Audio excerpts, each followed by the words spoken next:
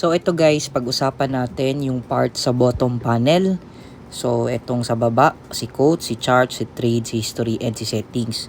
So pag i-click natin yan si quotes, dyan nyo makikita ang pairs, okay, or quotes, or yung symbol. Ayan, ito yung pagpipilian. And if you notice, itong may mga VIP, yan lang po yung ma-open nyo at makikita nyo yung chart. Kunwari, i-click nyo yan, tapos makikita nyo yung chart. And pwede kayong makapag-place ng trade. However, if you click the Euro USD, yung walang mga VIP, kung titingnan nyo yan sa chart guys, yan, makikita nyo walang place trade, 'di ba? Kasi nga, for you to execute buy and sell ng mga orders, kailangan sa demo is yung may VIP. So, paano natin i-delete yung mga hindi part dito? So what you can do is hanapin mo to. Okay, this is for the iPhone ha. Familiarize nyo na lang din sa Android. So what you can do is click nyo yan. So itong mga ito, yan, tapos click the delete. Okay, then go back. So nawala na. Tapos ba't ito yung isa hindi? Kasi talaga siya guys. Ganun talaga yung setting niya na may isa lang at least hindi madidelete. For US 30 naman, that's DJ 30 period. Okay? Now, paano ba mag-add? So, let's just say, i-delete natin lahat to. Delete natin lahat ha. Yan, delete natin. So, ito talaga, talaga yan guys ha. Set up talaga yan na may matitirang isa. So, again, go here. And then, you just search DJ 30. Okay? DJ 30 na may period, hindi yung futures guys ha. So, that's it. Check mo lang. Okay? Check lang. Tapos cancel, tapos you go back, and then ayan na, nadagdag na siya. Click again, tapos dagdag mo XAU, ayan, USD VIP. Pwede kung gusto mo dagdagan ng, let's just say, ayan yung isa, automatic na yan, you just go back, and then ayan, dagdag na. Okay, so klarong klaro. Now we go to chart. Okay, so sa chart, dito guys, again, walang taste trade kasi nga iba yung symbol. So kailangan, let's just say, for XAU, palitan natin. Dito lang ako nag-click guys, so ayan. Drop down. Click mo lang yan, tapos ayan. Okay? So makikita mo na. Dito ka mag-monitor sa market. Okay?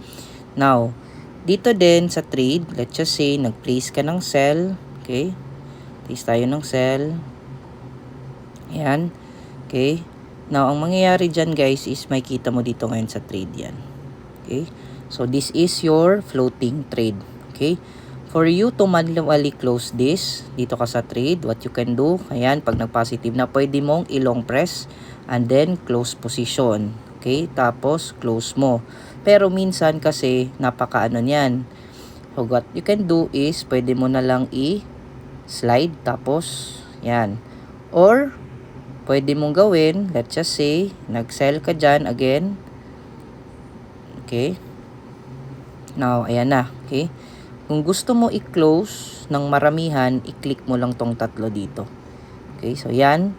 Close all positions, close losing positions. Kasi minsan dyan guys, pag naka-blue yan, may lalabas dyan na close profitable position. So, pag close profitable position, yung mga positive lang, yun lang yung i-close mo. Pag yung losing lang. Pag lahat ng positions gusto mo i-close, pwede din. So, let's try natin yung close all position.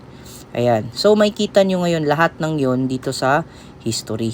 Okay? So, wag kayong malito. Punta kayo dito sa taas. Tapos, positions. Tapos, go here. Tapos, makita nyo lahat ng nasa today. Okay? And, kung gusto nyo naman, tingnan yung last week. Ayan. Okay? Walang yesterday guys ha. So, either today, last week, last month. Yan, makita nyo lahat ng yan.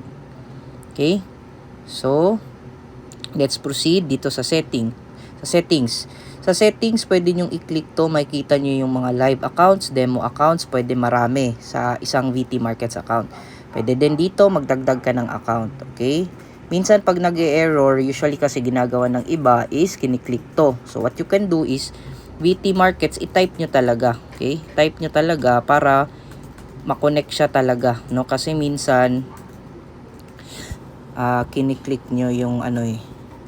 Yan. Tapos, saka nyo i-click. Okay, so add demo account, make sure na demo live, ganyan. Alright? Now next, dito din sa baba, makikita nyo yung charts. Okay?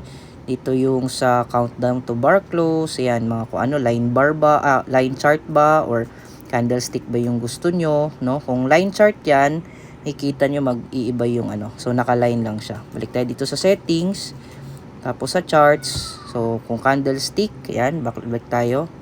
Dito tayo sa chart, ayan, candlestick na. So, paano siya itaggle para maliit siya, guys? What you can do is, iano mo lang, i-drag mo lang tong sa prices pababa. Gaganon na siya. Pag gusto mo naman pataas, i-drag mo pataas yung banda dito.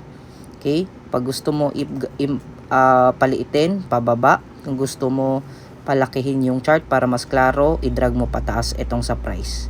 Okay? So, ganyan lang. So, paliitin mo, ganyan. Okay? Patlakihin mo, drag mo lang paakyat. Okay? So, that's it.